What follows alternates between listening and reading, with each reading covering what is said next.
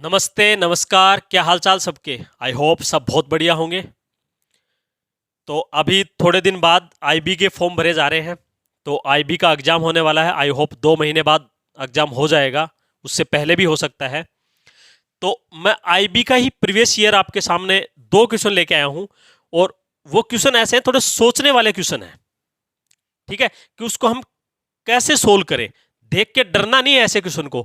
अगर आप इसमें सोच अच्छे तरीके से पाते हो ना कि भैया कैसे क्या करें, एक बार क्वेश्चन को पढ़ा और थोड़ा सा उसके बारे में विचार किया, तो आप ऐसे क्वेश्चन को बड़ी आसानी से कर लोगे। और इसको इस टाइप के क्वेश्चन को सोल्व करने के लिए आपको आपकी क्या अप्रोच होनी चाहिए, वो मैं आपको इस क्वेश्चन में बताऊंगा।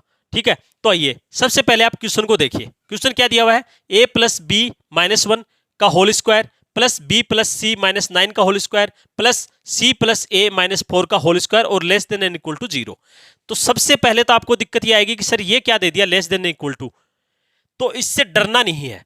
ये कह रहा है कि या ये वैल्यू या तो 0 से छोटी है या 0 के बराबर है। अब 0 की बराबर वाली बात को आप पकड़ने की कोशिश क्यों करोगे, क्योंकि सारे ऑप्शन है ना वो मेरे को कंप्लीट दे रखे हैं।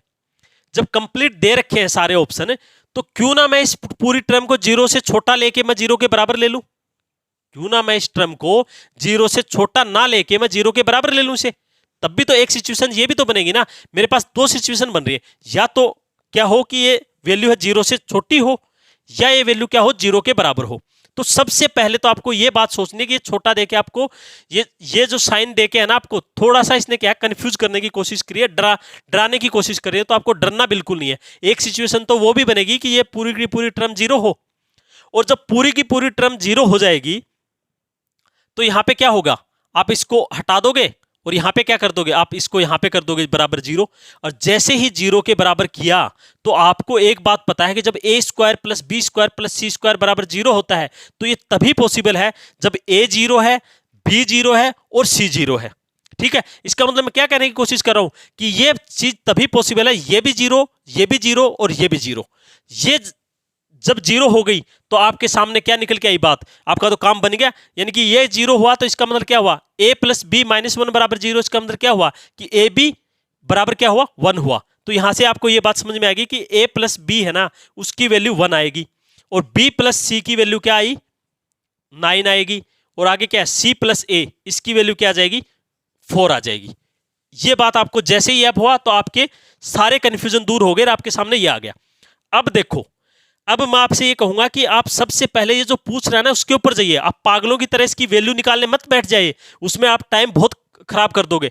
तो देखो, सबसे पहले यहाँ पे a प्लस बी है और a प्लस बी की पावर c है। इसकी वैल्यू भैया जब 1 है और 1 की कुछ भी पावर हो तो उसकी वैल्यू तो 1 होगी। इसकी सोल्व करने की जरूरत है कि इसका हमें पहले ही पता है कि इसकी वैल्यू 1 होगी। और जैसे ही इसकी वैल्यू 1 है तो ये भी 1, ये प्लस का 1, ये माइनस का 1 नहीं कट गया।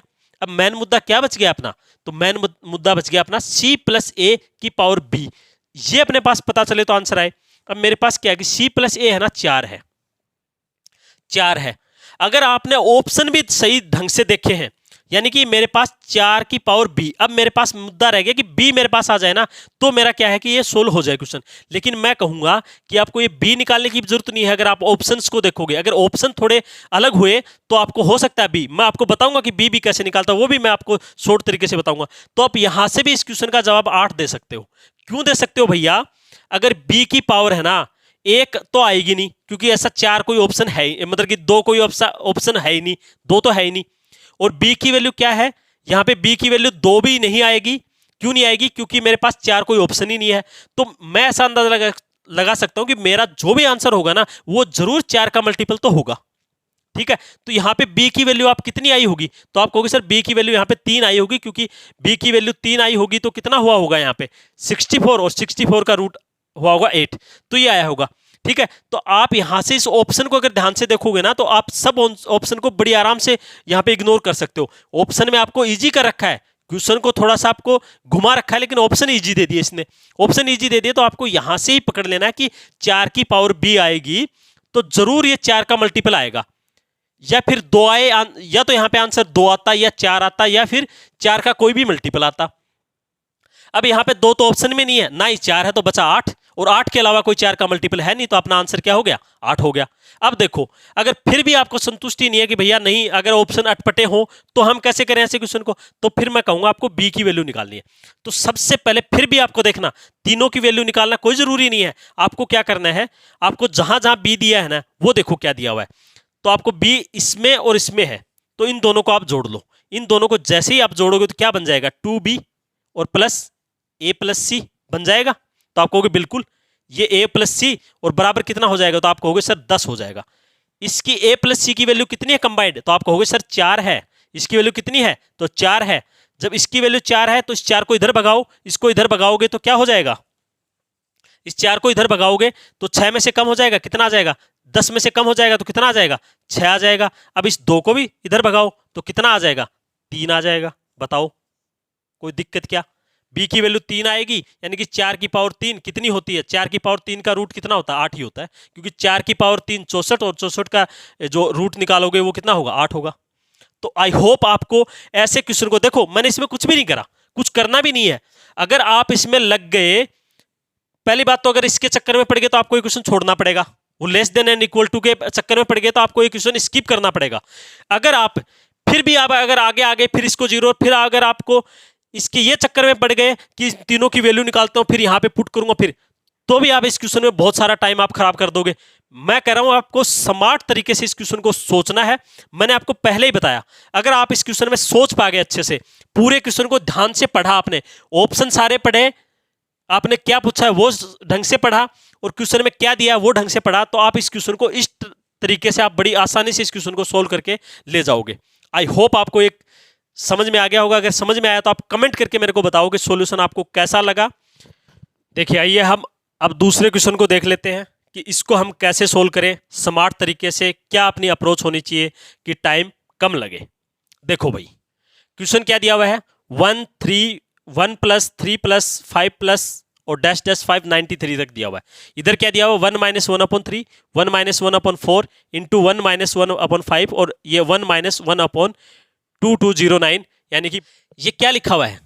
ये आपको एक बात क्या समझ में आ रही है कि ये है ना 1, 3 और 5 और 93 तक, इसका मतलब ये है कि ये 1 से लेके 93 तक की जो विषम संख्या है ना उनका योग है। मतलब कि मेरा कहने का मतलब ये है कि ये विषम संख्याओं का योग दिया हुआ है।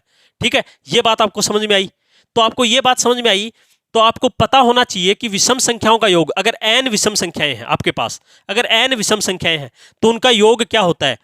अगर आपके पास टोटल n विषम संख्याएं हैं, n ओड नंबर है आपके पास, देखो मैं आपको छोटी छोटी बात बता रहा हूं, ये नोट करने वाली बात है, तो उनका सम क्या होना चाहिए। तो आपको ये बात याद होनी चाहिए कि इनका सम होता है n स्क्वायर।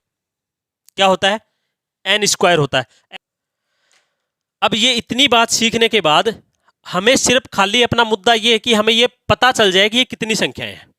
ठीक है, तो भैया आप 93 तक हैं, 93 तक हैं, तो कैसे निकालते हैं, लास्ट जब टोटल नंबर निकाले तो कैसे निकालते हैं, तो निकालते हैं कि last number minus first number upon इनके बीच में कितने का अंतर है, तो विषम संख्याओं में तो 2 का ही अंतर है, वो बटे और +1।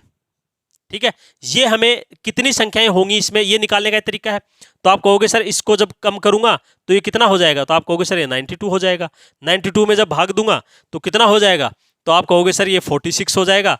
और 46 में जब 1 ऐड करूंगा तो कितना हो जाएगा, तो ये 47 हो जाएगा। ठीक है, जैसे ही ये 47 हो गया कि मुझे पता चल गया कि ये नंबर कितने हैं 47, तो मेरी एक बात तो बड़ी ध्यान से क्लियर होगी कि जो इसका योग आएगा ना वो 47 × 47 आएगा, यानी कि 47 का स्क्वायर आएगा।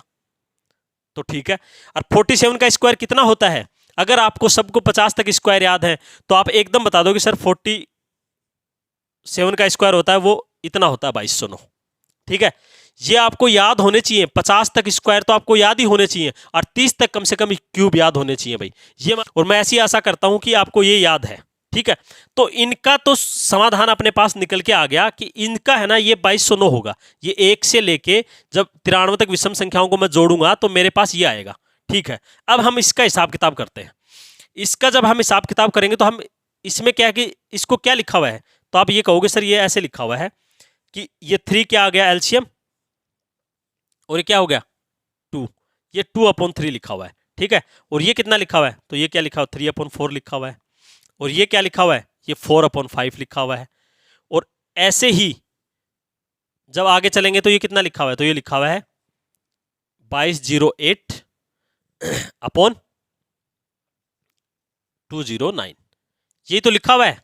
अगर आप इसको सोल्व करोगे तो आप कहोगे सर बिल्कुल। अब यहां से आपको एक बात समझ में आ गई कि ये इससे कटेगा, ये इससे कटेगा, और ये कोई ऊपर आएगा उससे कटेगा, ठीक है। और ये का आएगा तो ये भी कटेगा। मतलब कि आपको एक बात यहां से समझ में जरूर आ गई कि भैया ये जो है ना, ये जो कटेंगे तो या तो यहां पे ये बचेगा या यहां पे ये बचेगा। अब ये इतना सब इसका हमारे पास क्या आ गया पूरा करके, अपने पास ये इसका तो ये था ही 2209, ठीक है। और ऊपर ये 2 और नीचे ये 2209 ही बचेगा जब मैं ऐसा करूंगा तो, ठीक है। अब ये 2209 से 2209 कट, और आंसर अपने पास आ गया कितना, √2। बताओ आपको ये सॉल्यूशन समझ में आया क्या? जो मैंने बातें बताई वो आपने सीखी क्या?